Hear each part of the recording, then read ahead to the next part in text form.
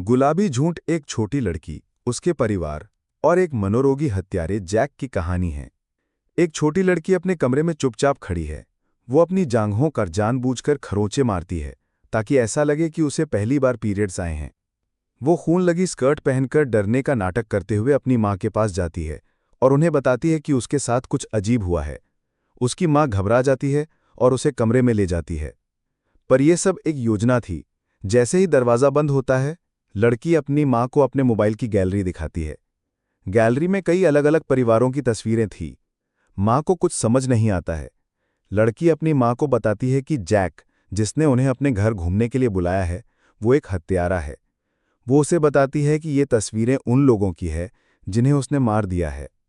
जब लड़की जैक के बेटे के साथ खेल रही थी तो उसने जानबूझकर गेंद को वयस्कों से दूर फेंका। लड़की ने गेंद उठाने का नाटक किया, लेकिन असल में वे दोनों एक गोदाम के दरवाजे तक गए। गूंगे बेटे ने अपने पिता से चुराई हुई चाबी से एक गुप्त कमरा खोला। वे एक तहखाने में उतरते हैं जहां अलग अलग परिवारों की चीजें, फोन और तस्वीरें पड़ी थीं। हर तस्वीर में जैक और उसकी पत्नी एक नए परिवार के साथ दिखाई देते हैं। लड़की कुछ समझ नहीं पाती जब तक कि गूंगा लड़का अपनी तस्वीर दिखाकर उसे इशारे से बताता नहीं कि उसके असली माता पिता को जैक और उसकी पत्नी ने मार डाला है। उस लड़के की जीभ काट दी गई थी ताकि वो कभी ये राज किसी को ना बता सके। फिर लड़की देखती है कि अगली तस्वीर उसके अपने परिवार की है। बचने की चालाकी। डर से कांपती हुई लड़की ने जल्दी से सब कुछ कैमरे में रिकॉर्ड कर लिया। गूंगे लड़के ने चुपचाप चाबी वापस जैक की जेब में रख दी। लड़की पीरियड्स का बहाना बनाकर मां को बाथरूम में बुलाती है। जब मां को सच्चाई का पता चलता है तो वो हैरान रह जाती है। वो बहाना बनाकर अपने पति को भी बुलाती है और उसे सब कुछ बता देती है। पूरा परिवार समझ जाता है कि उन्हें कुछ दिखाना नहीं है और जल्दी से यहां से निकलना है। जैक को तहखाने में हलचल का अंदाजा हो गया था। जब वे शांत चेहरों के साथ बाहर निकले तो जैक और उसकी पत्नी ने उन्हें रोका नहीं, लेकिन उनके चेहरों पर एक अजीब सी मुस्कान थी। जैसे ही परिवार अपनी गाड़ी तक पहुंचा, उन्होंने देखा कि गाड़ी के टायर पंक्चर हैं। जैक उन्हें कहता है कि वो खुद टायर ठीक कर देगा। पिता डरते हुए जैक के साथ औजार लेने जाता है, लेकिन कमरे में चाकुओं और बंदूकों से भरा सामान देखकर उसका खून सूख जाता है। फिर भी जैक टायर बदल देता है। अलविदा कहते हुए वो लड़की की मां को गले लगाता है और उसके गले पर जबरदस्ती किस करता है। सांसों की सौदेबाजी। जाते समय लड़की लड़के को गले लगाकर कहती है, मैं वादा करती हूं कि मैं तुम्हें बचाने लौटूंगी। तभी जैक लड़के को उठाकर पानी में फेंक देता है। पिता पानी में कूद जाता है। बाकी परिवार गाड़ी से बाहर निकलता है। उसी समय जैक दरवाज़ा बंद कर देता है और सबको बंदूक की नोक पर बंधक बना लेता है। वो मां से कहता है कि एटीएम से सारे पैसे निकालो और घर वालों को फोन करके कहो कि तुम लोग लंबी ट्रिप पर जा रहे हो, ताकि कोई तुम्हें तलाश ना करे। वो लड़की को बेहोश करने के लिए नींद की सुई निकालता है।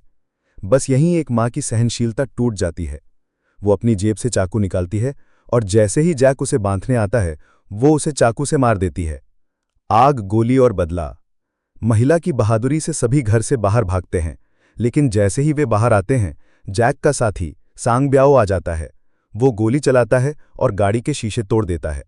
सब वापस घर भागते हैं और दरवाज़ा बंद कर लेते हैं। जैक की पत्नी नीचे से, जैक दरवाजे से और सांग ब्याओ छत से हमला करने की योजना बनाते हैं। शिकार अब शिकारी बन रहे थे। पति पत्नी बच्चों को अलमारी में छिपा देते हैं। माँ तेजाब और पिता हथौड़ा उठाते हैं। सांग ब्याओ छत पर चढ़ जाता है। माँ अलमारी में मोबाइल रखकर सांस की आवाज़ का झांसा देती है।